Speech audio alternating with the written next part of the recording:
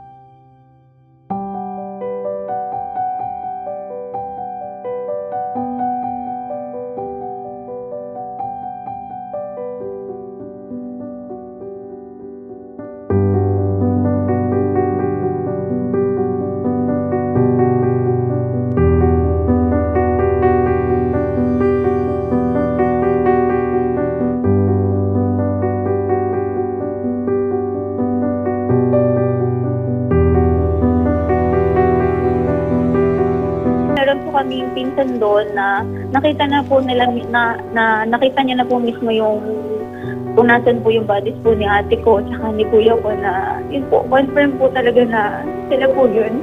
So ngayon po, parang po na-process na po kung paano po yung procedure. Ngayon po kasi yung umaga, pumunta po kaming DSA, mag-coordinate po kami doon. Nikausap po kasi yung father ko kung paano po mapapabilis yung proseso na pagbalik po sa mga katawan nila dito sa atin.